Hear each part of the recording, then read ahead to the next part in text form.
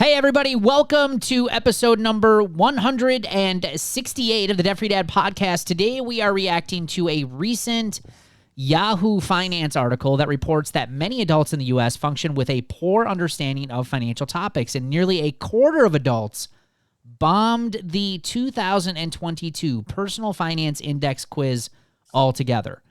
We're going to talk about this on today's show and talk about a few of the questions that they asked in this quiz. Stay tuned.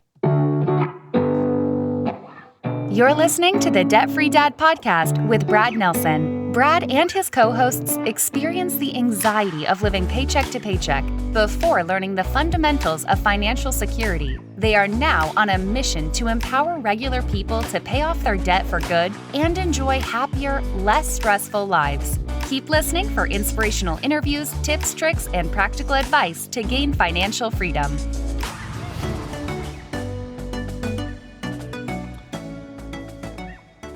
Hey, how's everyone doing today? You can find us on Facebook, TikTok, YouTube, and Instagram. Just search Brad Nelson, Debt Free Dad.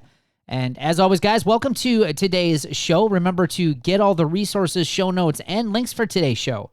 You can head over to balancencents.com/168. That's BALANCEDCENTS.com/168. So today, Chris, you actually sent this article over in our podcast messenger and said, hey, we should talk about this. And as I read it, I was like, yeah, this would be a really good episode to chit-chat a little bit. And this was a Yahoo Finance article titled Almost a Quarter of Americans Bomb This Financial Quiz. Can You Do Better? This is written by Patrick Villanova. And I want to read through this article real quick. Let me just move my screens over here just a little bit so I can actually see it.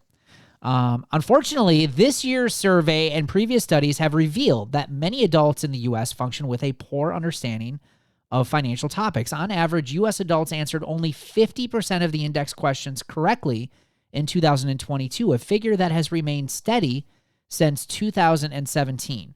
While only 18% of respondents could correctly answer between 76% and 100% of the 28 questions that were posed in this year's survey, nearly a quarter of adults, 23%, incorrectly answered at least 75% of the questions. What's worse is the percentage of adults with poor financial literacy is on the rise. In 2020, only 17% of respondents got 3/4 of the questions wrong. It says assessing financial risk is the one area where functional knowledge is consistently lowest among U.S. adults, the survey found. Only 36% of the questions related to risk were answered correctly, which is a 3% drop from the first survey in 2017. Comprehending risk involves, for example, understanding that the expected outcome in a given scenario depends on the range of possible outcomes, the financial implication associated with each outcome, and the likelihood of each outcome occurring. Man, maybe I have to read that one again, right? Which financial topic are American adults most knowledgeable about? And this is what we're going to talk about, guys. Borrowing money. Who is surprised by that one, right? It says, on average, 60% of questions related to borrowing were answered correctly, followed by questions focusing on saving, 53%, and shocking, coming in third, consuming products, 52% the survey found. So we're going to go through these three kind of sample questions that they have here when we get to a little bit later on here in the show. But what's your initial feedback on this? Chris, maybe you started off, and what maybe interested you the most on this? Well, first of all, remember, I did teach personal finance for 12 or 13 years at the high school level. I also did my doctoral dissertation on financial literacy education, big 300 and something page dissertation. And one of the things that struck me about this article is how much it correlates to something that the Jumpstart Coalition did in the mid to 1990s up and through 2000, and they sort of abandoned it, but they found that high school seniors were very poor with their financial literacy knowledge. But the interesting thing is, through my research, when it came to what should we be teaching high school students, there were a variety of different definitions on what it meant to be financially literate. For some people, financially literate means you understood how to enter something in your checkbook, do some addition and subtraction, and then balance your checkbook at the end of the month. And we've moved so far beyond and so far past that that we always have to be careful when we look at things like this. What does it mean to be financially literate? Right. We also have to consider, and we'll talk about this when we get to the sample questions, is how well are the questions written? How well do people understand what it is that the questionnaire is asking? What's the concept? Can you identify it? But getting specifically to the borrowing money being the thing that people do the most on. Well, what's the one thing that people probably have the most experience on when it comes to their money? Spending money and borrowing money. All right. So it shouldn't surprise us that if you're, and by the way, 60% of the questions related to borrowing were answered correctly. It's not like people did a phenomenal job answering borrowing questions. They still failed. Right. It just so happens that 60% failing was better than 53% and 53% failing. And that one topic happened to be borrow money. And there's an old expression that, practice, I don't want to use practice makes perfect, but anytime you've got more experience at something, theoretically, you should have more knowledge on it. So it doesn't surprise me that the one topic that people failed the less is on borrowing money. Yeah. And one more quick tidbit for you. In the early 1900s, we used to teach students in school. Financial literacy, by the way, and financial topics was much more prevalent in schools in the early 1900s. We would teach them to make money, save money, then spend money. It was in that order that the curriculum was written and stressed. Well, now what do? We teach how to spend money, then how to make money, and then how to save money. And so it doesn't surprise me that people have very little knowledge about how to save money when what's the average national savings rate? 1%, 2%, 3%, something like that? Probably right around there. With most people saving nothing. So none of this surprises me. And the question maybe for a different topic for a different day is, what do we do about it? Yeah. Yeah, you brought up a lot of good points in that. There's no question. Just the whole question of what is financial literacy? What does it mean to be financially literate? What does that mean? And why we have no definition of it? Because like you said, it's different for everybody. Now, being that you're a teacher, I want to talk about these percentages real quick. It says only 18% of respondents could answer correctly. The percentages was 76% to 100% of the questions. Now, don't get me wrong. At 76%, what is that? Is that like a D plus if you're doing letter grades, right? Well, it depends on the school, but most places that would be a C. That's a C. Okay. 76 would be a C. Okay. Right. Some still use the 70 to 79 as a C, and then the 60 to 69 as a D. I think most schools that I've seen in the last couple of decades have moved to the 70 to 73, 74 as a D, and then from there to 79 would be a C. So I think either definition that would be considered a C. Yeah. Yeah, and I think I would agree. I think the biggest thing that sticks out to me is just the 60% of questions related to borrowing were answered correctly, and I think it goes to show everything that we talk about on this show and just how payment and money, or debt driven, the consumer industry is and has become. You mentioned the early 1900s and some of the stuff that you were talking about, and back in the early 1900s, most of the debt products that are out today didn't even exist, right? And the marketing, the products, there's just the stuff that you can buy, it just didn't exist. And what happened is over time, stuff was made, and banks figured out ways and financial institutions figured out ways to make more money by borrowing it and creating more products so people could consume more things. And businesses did what? They made it easier. I mean, we just had a podcast episode a few episodes ago about buy now, pay later. They're coming up with these debt products to make it easier for you to spend money on their products and on their stuff. And it doesn't surprise me at all. Very little. Well, it's just like politics or the legal system, or laws, I should say, haven't helped. They've made it easier for banks to create these products. Correct. All under the argument of Keynesian economics, which is the consumer has to spend money for the economy to keep rolling. So do your part. Spend. If you save money, shame on you. You're not helping the economy. We can debate that all day long either, but coming out of World War II, a lot of that things changed with the GI Bill. And then new products began to be developed. banks realize that, hey, we can make these risky loans if the interest rates are favorable to us, and they'd be able to set those. And it's made it easier and more normal. I think that's the key thing, is that consumers have gone along with the argument that you have to have debt, that's normal, and that's the only way to win in life. And I think that helps to, where do you learn? If you're not financially literate, where do we learn from?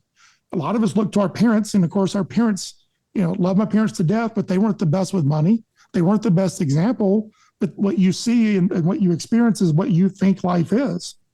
And then you look to your friends, you look to your coworkers, and sort of like we talked about last week, now social media. We looked everywhere for answers because nobody taught us. And if nobody else knows the answers and somebody's teaching me the answers, well, I'm going to get the test wrong too. So there's got to be some, and that's the nice thing about your podcast, the Roots program, and those that listen, those that participate, you are getting different information. You're having different things put into your mind so that you can think differently, so that you can begin to get the experiences and the knowledge that it takes to not necessarily do well on a test, but ultimately do well on the numbers that matter. Not your credit score, but your net worth. Right. That's what I always tell people. Don't play the credit score game, play the net worth game. And what decisions do I make that helps me build my net worth? And that's, I think, the important part of financial literacy.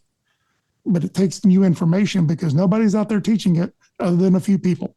Right now happens to be, we're recording the day after taxes were due. So my favorite meme is always, I'm so glad that I learned about parallelograms for this parallelogram season, but we never learned about doing taxes in school. And yes, Mrs. Schultz's accounting class is the reason I'm not an accountant today. So.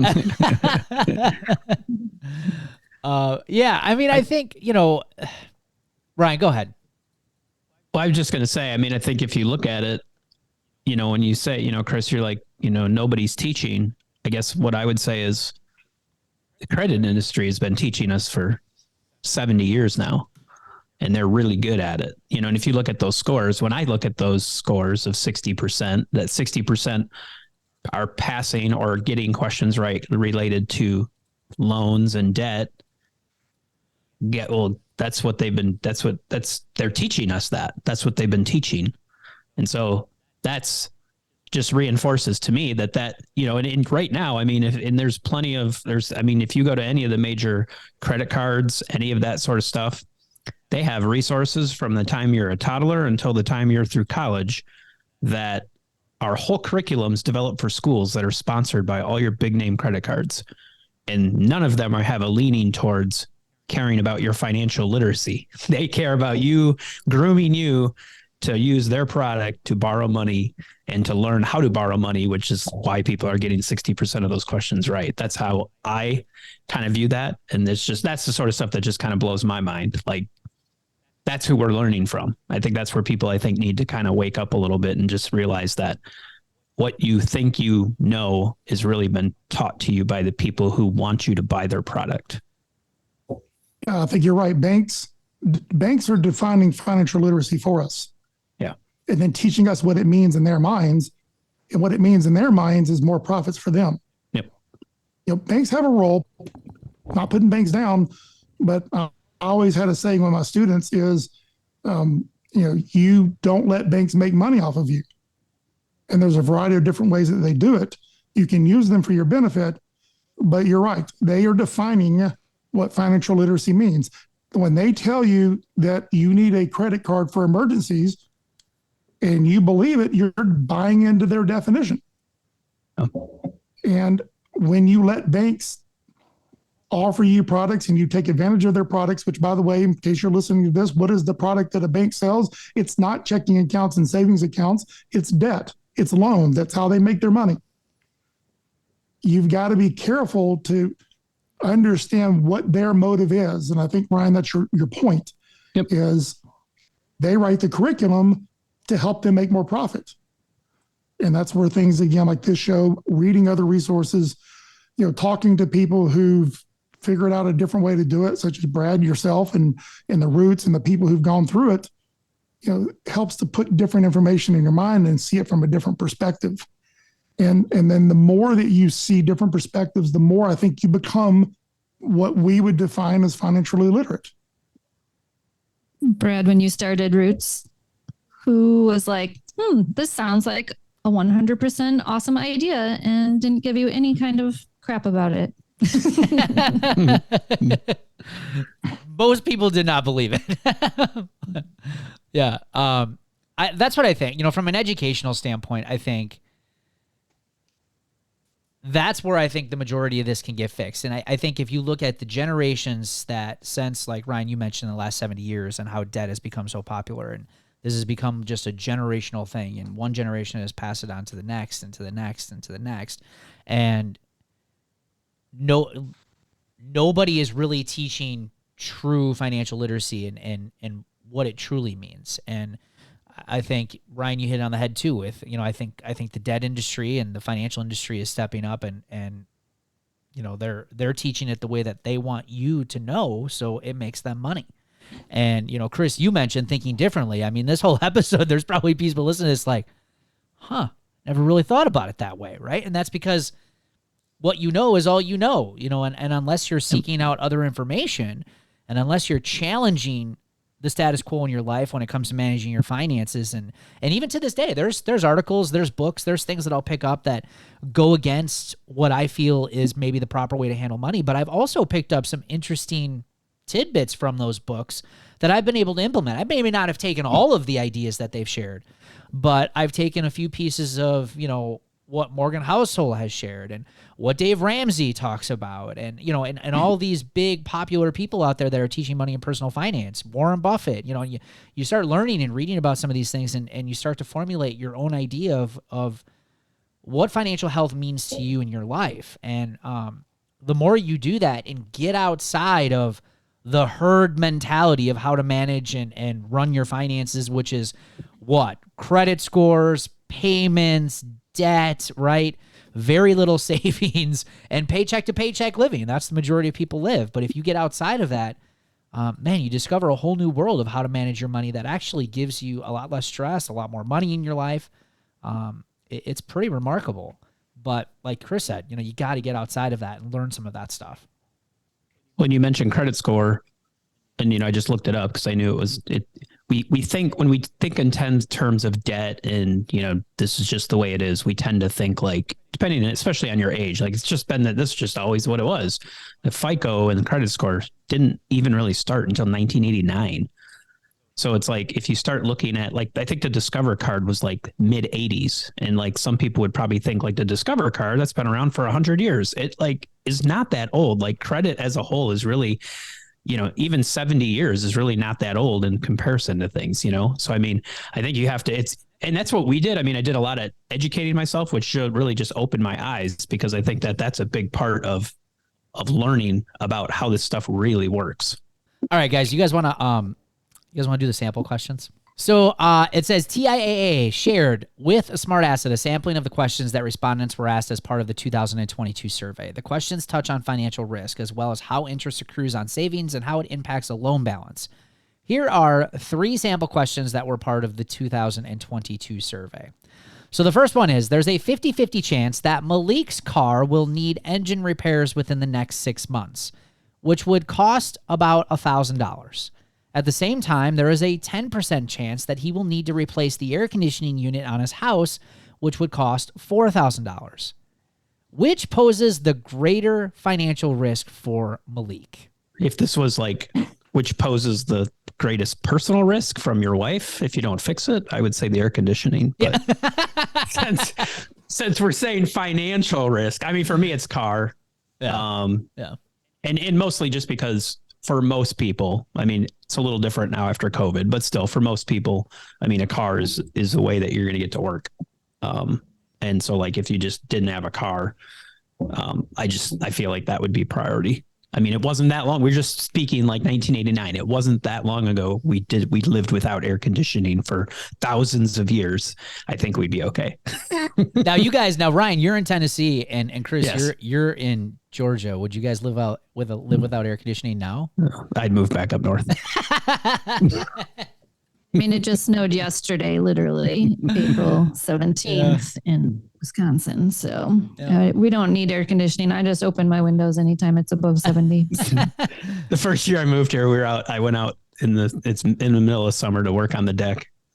And I just remember thinking, what did we do? Like, why did we move here? This is like moving to hell. So now I cut grass and I just, you get the mail and you take a shower and you cut grass, you take a shower. You just take 4 showers a day. You're fine. Get it right, Ryan. You cut the grass and then you come in and you have to peel your shirt off of you because it's so stuck to you due to the humidity and sweat. Yes. I didn't know is this thing going to come off? Right. I didn't know your stomach could sweat until I moved to Florida. So yes. So this question here, Brad, I think we're going to find this theme throughout the 3 sample questions. We obviously didn't get to look at all of them. All 3 of the answers, the wrong answers, evolve around the concept that big is scary. And looking at the big number, $4,000, ooh, that's a bigger risk. But there's a 10% chance of that happening. And I think the lesson here is that quite often the answer that you're looking for on one of these questions is the small things. We always preach about it's the small things in life that are going to sink your budget, right? It's the small things in life that if you don't pay attention to, next thing you know, you're going to have a $2,000 credit card bill. Right. Because the small things are less painful. And so I would assume that when people looked at this question, there's a 50-50 chance that you're going to have a car repair, which would cost $1,000 in the next 6 months, or a 10% chance that you would need to replace or fix your air conditioning at $4,000. People look at the $4,000 and go, ooh, that's much scarier. Right. Well, it is, but there's a 10% chance of it happening, meaning a 90% chance it's not. But you got a 50% chance that you're going to have $1,000 expense. And so I think the big theme as we go through these questions for people to listen is the answer tends to be the smaller in some regard, but people always have a tendency to think that the bigger stuff is what's going to get them in trouble. Right. And I think that's a lesson we've got to think about. This is what is more risky. That the likelihood of something happening is extremely important, but the cost then comes second is my point. Yeah. Does that make any sense? Yeah, absolutely. As someone who's had this happen last year, I mean, because I've easily had over $1,000 worth of car repairs, and I had to replace my furnace and my air conditioner. So when I read this, I was like, dude, Malik just needs an emergency fund. Because honestly, doesn't that take the risk out of all of this? Because you have become self-insured by having an emergency fund for these types of unexpected expenses. Am I wrong? No, you're not. Yeah. I think this is a question about how financially literate are you. Right. Okay. Right. There's either a right or a wrong answer, again, depending on how you define financial risk. The question, though, is if you get the question wrong, what's the lesson from it? What can you take away from it? And that's where the educational component comes in. Right. And the credit card industry, going back to Ryan's point, wants you to think that regardless of whether it's a 50-50 chance of $1,000 or a 10% chance of $4,000, hey, bank, we're the bank, we got your back. Yeah. You just get our product and you will be peaceful regardless. But one just could argue that that an emergency fund, a fully funded emergency fund could fix both of these problems. And that's the real lesson. That's how you go from being financially, I don't want to use the term illiterate, but you're just unknowing to financially literate is what's the takeaway from it. Right. All right. Second question. Anna saves $500 each year for 10 years and then stops saving additional money. At the same time, Charlie saves nothing for the first 10 years, but then receives a $5,000 gift, which he decides to then save. If both Anna and Charlie earn a 5% return each year, who will have more money in their savings after 20 years? Now, admittedly, this one was a piece of cake for me because I understand the power of compound interest. So this was like no-brainer for me. There, almost any financial book written that talks about compound interest, for which there are many, there's always some example of two people, whether it's a brother or twin brothers, friends, and one always starts later than the other one. And I use these same exact examples with my students every semester to preach to them the idea that it's not how much you invest, it's how long you do it for. Yep. The sooner you get started, the better off it's going to be. And we could do a whole episode on compound interest. We could do a whole course on it. Yeah. Yes, this is a matter of, do you understand the concept of compound interest and the idea that the most thing that you have control over is how soon you start, Yep. then how much next. Your return is you can sort of plan that, but it's the least in your control. Yeah. And so the one that's going to do it the longer, regardless, because here again, 500 is smaller than 5,000, right? And the question, somebody's given a $5,000 gift, and we look at that and go, bigger's got to be better. Bigger's got to be the answer here. But it's the smaller amount done over a longer period of time that wins every day. Yeah. Yeah. Time is the component that most people would probably miss on this. And understanding that if who was it? Anna, was that the name? Yeah. Anna. Mm-hmm. Saving that $500 for the first 10 years and then letting it compound for those first 10 years. And then the 10 additional years after that then Charlie is jumping in. That's where a lot of people miss the value of time. And so if you're listening to this show and you sometimes wonder why we suggest, like, hey, get intense, like cut out things. Obviously don't go crazy and cut out everything in your life, but get serious about this. Cut the stuff out. Get out of debt as soon as you possibly can. This is why a lot of people talk that way who teach this stuff, because the sooner you can get out of debt and get that income back, which is your greatest wealth building tool, you now get to invest that money sooner. And the sooner you can start investing that money, the better it's going to be for you long term. And this is a perfect example of that. That's why just save, do something, just do anything, because I didn't start saving for retirement until I was almost 30. I was probably around 30. And I was like, I can only do like $50 a month. And my financial advisor is like, then do it. Just put it in. And then there were times that I stopped doing it. And there was, it's still gaining money, like even when I don't fully fund it. So it's definitely worth a lot more than $50 now. For sure. So the important thing is I'm assuming you'll put these questions in the show notes. So if you're listening to this, go look at the show notes. I'm assuming they're going to be there. And notice that $500 each year for 10 years. We'll do the math. 500 times 10 is 5,000. That's the same exact amount of money that Charlie was given, but 10 years later. But again, the 5,000 seems bigger, so it has to be bigger. And that's the things. You just got to pay attention to the little things. All right, third and final question. Jose owes $1,000 on a loan that has an interest rate of 20% per year compounded annually. If he makes no payments on the loan at this interest rate, how many years will it take for the amount he owes to double? Possible answers are less than 5 years, 5 to 10 years, more than 10 years, or I don't know. I bet don't know is probably the one that 90% of the people answered, since it's an option. Very well could be. Yep. Because most people wouldn't know. And Brian, I think you admitted beforehand that you had to take the calculator out on this one, right? Yeah. Yep. Always a calculator, always. and again, this is a question where I think for people's common sense is that it can't be that soon. It can't be a short amount of time. Just like $1,000 invested at 10% a year for 30 years can't be the answer that it is. It's what you ask people, they'll tell you what, $1,500. And I think it's the reverse thing here is, Jose owes $1,000 on a loan at an interest rate of 20%, which, by the way, car loans out there, credit cards, lots of loans out there that those interest rates are higher. Yep. And so there's a rule of 72. And I won't go into too many details here, but in this particular example, you take 72, divide it by 20. Who's got Brian, you get your calculator on you? 0.6, I have it. 3.6 years it will take for the money to double.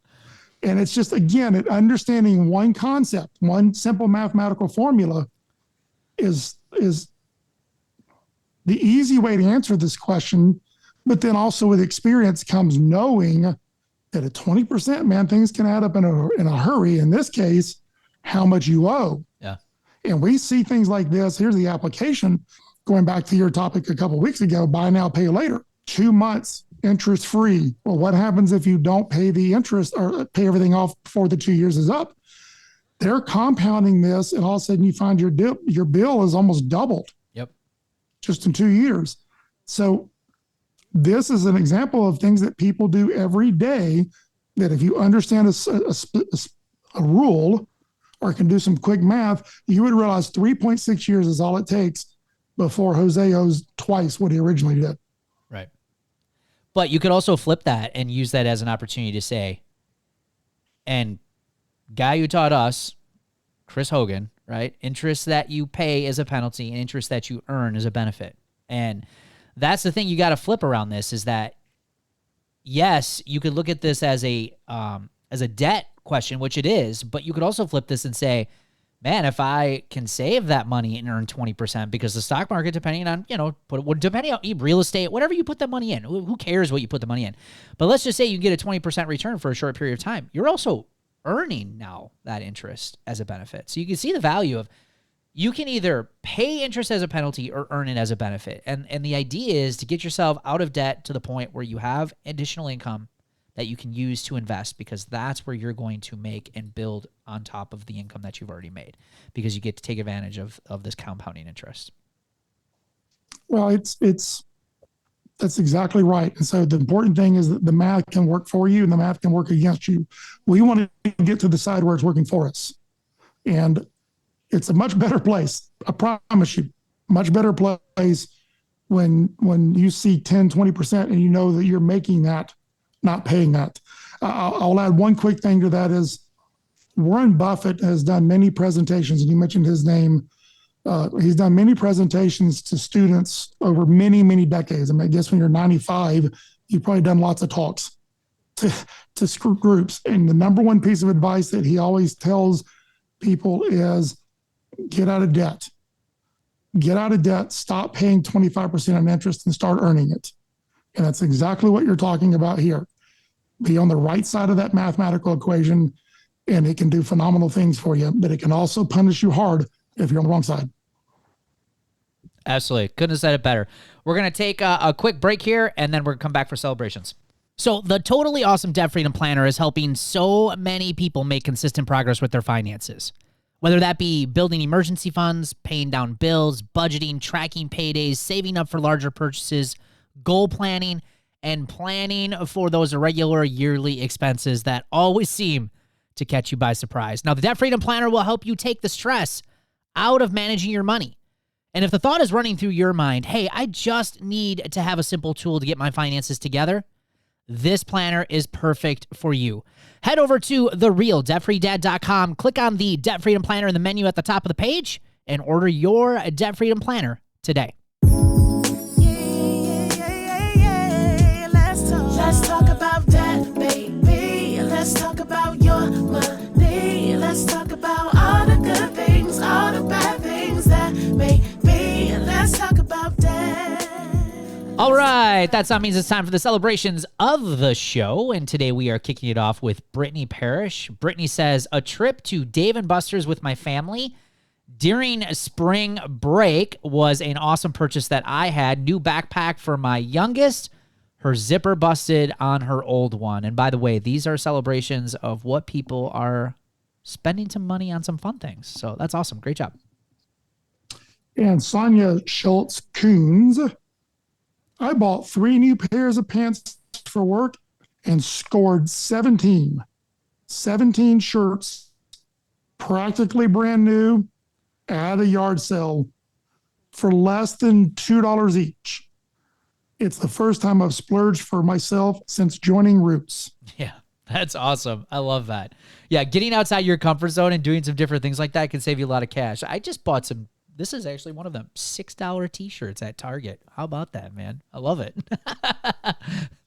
Samantha Hubbs used some leftover cash and made a raised garden bed that she's been wanting to do for years. Way to go. And then My celebration, my purchase for fun was a concert ticket for my favorite singer who will be in the area at the end of the month. I'm so excited. That is awesome. So who's your favorite singer? Wilder Woods. He's the lead singer of my favorite band, but he's on a solo tour at the moment. So I'm going to go see him. And I did splurge on a hotel room, but I also used hotel points for it. So I only spent like $50. Awesome. Cool. Good for you. And Robbie Donahue, a couch with reclining ends that I'm going to be picking up today. I haggled it to $150. Yeah, that is awesome, Robbie. I think she found that on Facebook Marketplace, she said. So good for you, Robbie. Congratulations to all of you who are working so hard at getting out of debt and also having some fun with your money as well. And if you're just getting started with our podcast, or maybe you've been listening for some time and you're interested in how you can get started on the road to financial freedom, go visit our website at balancesense.com and sign up for our free Life Without Payments workshop, where I'm going to show you the first steps that have helped tens of thousands of people just like you and I kick financial stress and worry for good.